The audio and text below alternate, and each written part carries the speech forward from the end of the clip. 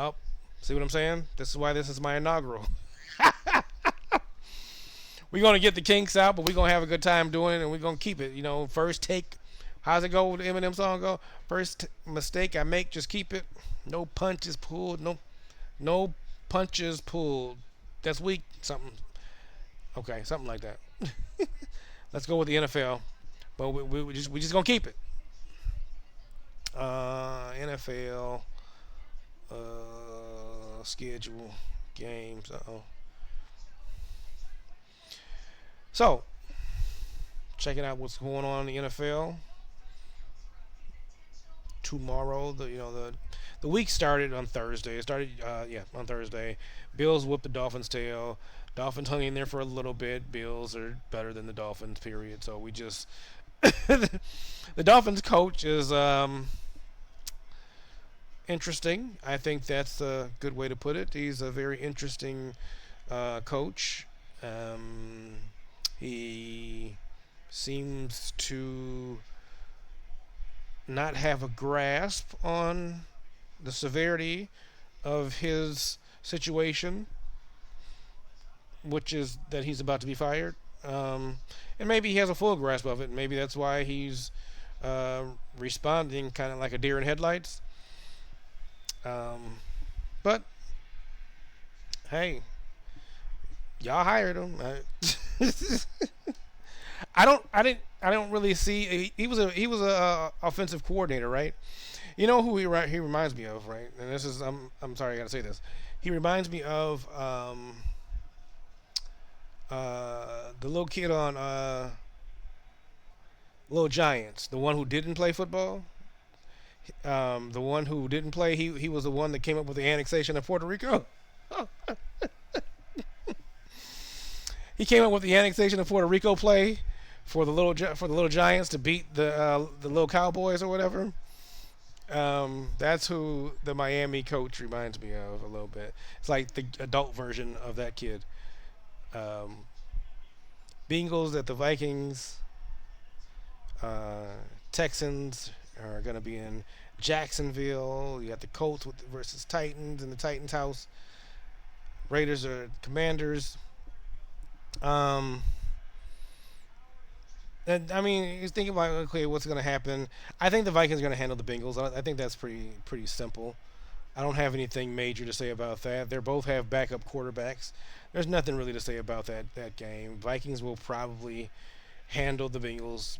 I would say the Vikings are probably going to win 24-13. Um, but yeah, I think that they're going to beat the Bengals. Um, that's okay. I think the Bengals are a little reeling a little bit. They just lost their quarterback, their starting quarterback. So that's why I think that the Vikings are going to kind of be have that one edge over them. Jaguars. What I'm surprised about this year is actually the Texans. I'm surprised about the Texans. I'm surprised that they're 0-2 right now. I'm not crazy over the edge like everybody that I see analyzing and commentating football these days, where 0-2 is the destruction of the city. Um, I've never seen so many people complain and be up in arms at 0-2. Like it's 0-2. Yeah, well, most teams that go 0-2, blah blah blah. This is why statistics sometimes can ruin your brain. This is drugs. This is your brain on too many statistics. Any questions? You understand what I'm saying? The Texans are 0-2. Jaguars are 1-1. Texans are going to the Jaguars' house. I don't. I think this is a pretty evenly matched game. Jacksonville is playing at a heightened level this year, a little bit of a higher level. I said heightened, not night, but they're playing at a heightened level than they were last year. Um, Everyone's looking for Travis Hunter to do something special, something exciting. I think he's a rookie. I think he's kind of small to be. I think he's just kind of small. I think he needs to, get a little bit, add a little bit more muscle onto him. He's definitely not a hitter. He's not. He's not. He's not that type of cornerback. But I think he can chase down a lot of balls. As far as receiver, I think if they put him in the slot, I think that it will work better for him. No question about that. I think if they put him in the slot, it'll work better for him. But Texans, yeah, that's a good one. Jaguars. I'm gonna say the Jaguars. I think the Texans are gonna be 0-3 after this. Uh, I really don't, because I think it's gonna be so. I think it's gonna be like 25-26 or something like that, or 22-24 or something. I think it's gonna be a close game, but I think the Jaguars are gonna edge them out. I think so. These are predictions. These aren't truths. This is not the realities. They're predictions of what could happen. Of course, I might be wrong, and I might be right. Who else we got tomorrow? Well, definitely don't have that. Uh, okay. What's Rica's? Well, see, I was just waiting for my stuff to load. Um, what do we got? Colts at the Texans, or I'm sorry, Colts in Tennessee, the Tennessee Titans. Colts have been kind of lights out this year. Colts have been doing pretty well this year. I know people were like, the Colts, man, they're going to go into Tennessee and they're going to wipe the floor. And the Colts owner is sitting on the field, standing on the field. She's soaking up all the knowledge, and all of her intelligent intuition is now going to be played in. Okay, let me tell you something. This is this is a this is football, and the owner doesn't have much to do about who wins and who loses in there, outside of being able to sign the right people. This is the coach and the players, but the idea of winning comes from the top. If you're going to put together the right team to ensure that you are, excuse me, going to win, that does matter. And yeah, that's part of the owner. That's part of the owner's. That's part of the owner's um, putting together the right squad and putting together the right coaches, and the right administration. Um, but I think she's just learning the game. I mean, her family's owned the coach, right? She's the daughter of. So I'm not sure what it is. People are have their speculations. I'm not going to speculate here or there. I don't know if it's going to be a good thing or ultimately be a bad thing. You know, it's something different than we're not used to outside of Jerry Jones, who I don't think goes on the field. Um, well, he used to, didn't he? So I don't know that it's a good thing or a bad thing at this point in time. They're winning. They're 2-0 right now. That's for sure. I don't think they're going to beat the Texans though. I'm sorry, the Titans. I think the Titans are going to beat the Colts, and I think they're going to beat them like 30-3. Like what? I do. Don't hate me because I'm saying what I'm saying. Don't hate me because I'm beautiful. No, I think they're going to beat the Colts. Titans are going to beat the Colts 30-3. I don't know if it's going to be. I said somewhere around there, give or take. But I think it's going to be a blowout. Titans wins. Commanders, they're going to blow out the Raiders. Um, Let me see what the Raiders got going on. The Raiders are 1-1. Commanders are 1-1. I just think they're going to be at the Commanders' house. Yeah, Commanders are going to blow out the Raiders. I don't think it's going to be a close game at all. I think the Commanders win convincingly. Um, Rams, Eagles.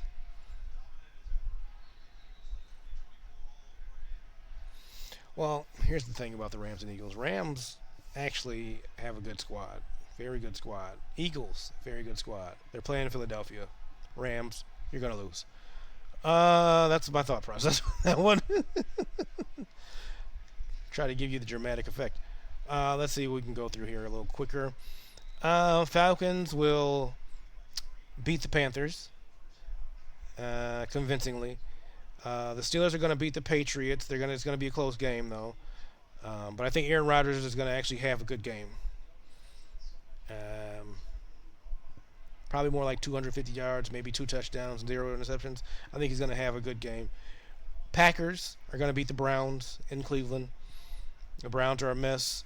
The Browns have always been a mess. The Browns are going to continue to be a mess until somebody comes in there and actually wants to win football games. They're just that's a franchise that's just playing around right now. They're not really trying to win football games. They're just playing with money right now. Um, the Buccaneers are going to beat the Jets at home. The Chargers will beat the Broncos at home. The Seahawks are going to beat the Saints at home. Cowboys will beat the Bears in Chicago. Even though I think that the Cowboys are a little bit more dysfunctional than we think they are. Even I think they're even like they look like they're kind of together, but like I said, I think they're more dysfunctional than they appear to be. I think they'll come out of that game 2-1. Um, 49ers are just yeah. I'm sorry, 49ers. They just you guys just seem a little. You guys are gonna lose to the Cardinals at home. Chiefs are gonna beat the Giants. Wait, well, Chiefs have a lot going on too. Um, the Chiefs are gonna beat the Giants, and the Ravens. Oh, Ravens and Lions. Oh my goodness. So the Chiefs and Giants are a tomorrow night game. Oh wow, that's different. Why would they put the Giants on at nighttime? The Chiefs are gonna beat the Giants still, because like Andy Reid's like I'm not about to lose to the Giants on national television. That's what Andy Reid is telling his players. I don't care where they play. He'll say I don't care if it's at Kansas City, New York, New Orleans, any Super Bowl site. We ain't losing to the Giants on national television. That's what Andy Reid is saying to his team. The Lions, the Lions and the Ravens. This is going to be a good game. this is going to be a good. This is going to be a very, very good game. Okay. That's going to be hard to say. I feel like that's going to come down to whoever has the ball last. But I'm going to go the Ravens. They're at home. I'm going to take the Ravens at home. Indiana is destroying Illinois 34-7. Not even halftime yet. What is going on in the Big Ten? And that's football. You know what? Interesting. Now we're talking. Now we're on the NFL. Let's talk about it. You know, we're talking. We're done with the predictions for now. But let's talk about something about Joe Burrow. It's too bad that he got injured. But I heard some people chattering about him the other day, and it made me write his name down in my little notebook, my little trendy notebook. Um, that actual notebook where you write down stuff down. People don't believe in writing stuff down anymore. They want to speak it onto their phone and type it in. But I wrote down Joe Burrow because the other day I was listening and somebody was there complaining, Joe Burrow is the franchise and you should have protected him and he's like no, not that they shouldn't have protected him. That's not the problem I had with him. They said he's like the Tom Brady and the Joe Montana of this era. I said, what? What? What in the world are you talking about? Joe Burrow is like a Tom Brady and a Joe Montana, and so I looked it up. And I said, okay, this person has really lost their mind. In my trendy notebook, I had to look up some statistics. The statistics don't say that. The statistics don't show. Remember, they're like, well, he would be if they had a line. Well, the statistics say something completely different.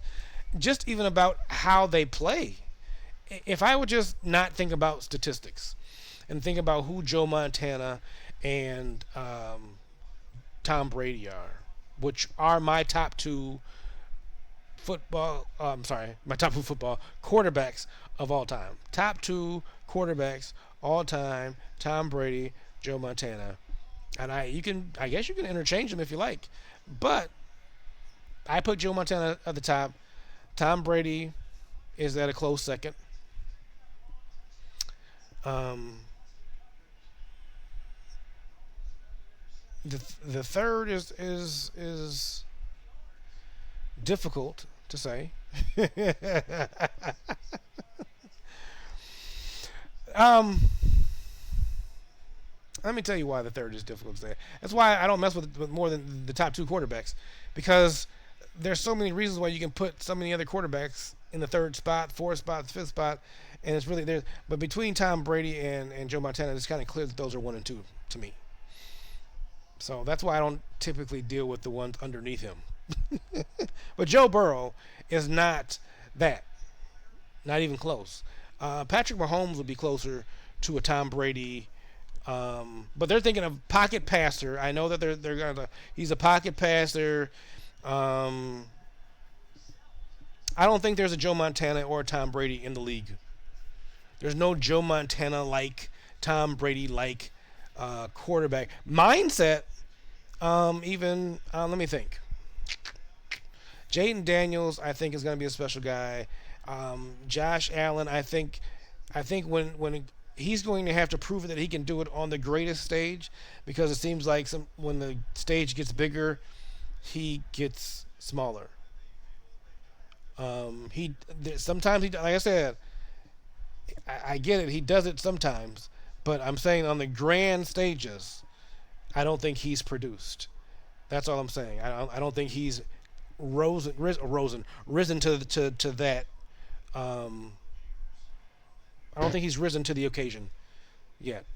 Lamar Jackson, I believe Lamar Jackson's crazy because I believe at times in big games he has risen to the occasion, and he's at the mercy of his receivers. That's what I see as crazy when it comes to Lamar Jackson.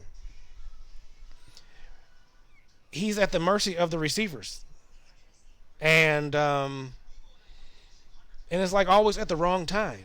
You know, it's not like Montana didn't throw a ball and his receivers bobbled it, or Tom Brady didn't throw a ball and receivers bobbled it at the wrong time.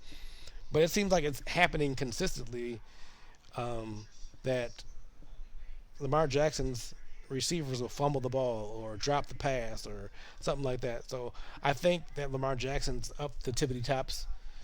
I think Michael Vick gets a bad rep for whatever. I think that he's one of the greatest quarterbacks of all time. And say, just skill. Um, to me, if you put him in the right system, I honestly don't believe that anybody could beat Michael Vick in the right system with the right, um, defense behind him. And yeah, Tom Brady and Joe Montana had great defenses behind them when they were doing their thing. There's no question about that. And that's part of it. You have to have a good defense. You have to have a good defense. You can't say that my team is good and say my defense is average.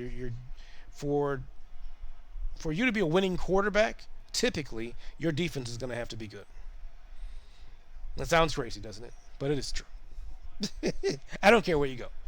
To be a winning quarterback, you're going to have a good defense, and um, you can go do some research, go to the archives, and look it up.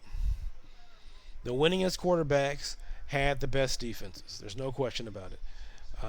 You got to know these things because people like to have different disagreements, and there's no real disagreements to have. But if we do, like I said, if we do um, the statistics a little bit, we'll say Tom Brady had 3 Super Bowls in 6 seasons. No, Joe Burrow has great statistics. Tom Brady won 3 Super Bowls in those 6 seasons. 61% completion percentage, 18,000 yards, 123 touchdowns, 66 interceptions. Tom Brady, 3 Super Bowls. Joe Montana, 6 seasons, 2 Super Bowls. 6 seasons, 2 Super Bowls, but 88 games Joe Montana played in 6 seasons. You know how many Joe Burrows played? 71. Joe Montana, 15,000 yards, close to 16,000 almost. 106 touchdowns. Yeah. 54 interceptions and a 63, almost 64 completion percentage. Now, do you want to know Joe Burrow's? 6 seasons, 71 games, mind you. Zero, zero, and I repeat, zero Super Bowls for Joe Burrow. Because he doesn't have the defense is not it doesn't add up. It just doesn't add up. The defense doesn't add up to the other side. You can't have a one-sided game. That's what I think people are forgetting about that here. We love the game so much that we think that we love the actually we love, people love offense so much nowadays that they think that defense isn't even necessary. Well, yeah, if you're just going to have a game of flag football, defense isn't that necessary. If you're just going to have flag football and see who can run the coolest plays, you're right. Just have 7-on-0. You don't. There's a lot of things that need to happen for the league to get back to, I think, preeminence where people, because the NFL is going to be is still there, but I'm saying to get to the where people are actually in awe of it once again, because I think people have lost a little bit of that. They're gonna have to put that. They're gonna have to put some of those defensive capabilities back. Give some of those defensive capabilities back to the defense. Take away some of the penalties, and you'll have better defenses. No question about it. Joe Burrow is not Tom Brady. Joe Burrow is not Joe Montana. Joe Burrow is a amateur version of Tommy Kramer. No, don't quote me on that one. That was a joke, just for all the Joe Burrow people. Joe Burrow has to uh, condition himself better. I know people are worried about not having the right blocking schematic or the right offensive line to protect them. There's a lot of teams that don't have good that they do not have good offensive lines, but their quarterbacks also aren't injured either. So it's about a little bit of conditioning too, putting yourself in the right positions. Uh, it just those are things that happen. He's probably injury prone at this point in time. He's been injured a few times. Uh, there's a chance that he might need to just take a year off and recuperate, like fully. But he wants to play, so he's going to get out there. Oh, he had a great year last year. They didn't get to the playoffs. They didn't have a defense. Once again, you can be a great quarterback without a defense. You're not winning any Super Bowls. Period. So we got to stop putting Joe Burrow up there with the upper echelon of quarterbacks because he's not there yet. He has good stats. That's it. That's just a good statistician. That's that statistician. He's good at getting stats. He's not a proven winner. He's definitely not a proven champion in the NFL, even if he did that in the college. In the NFL, he's not proven, and it proves itself in the team's archives. Joe Montana, 2 Super Bowls, 6 seasons. Tom Brady, 3 Super Bowls, uh, 6 seasons. Stop putting this guy in the same conversation as Tom Brady and Joe Montana, at least until he wins 2 Super Bowls. Thank you very much.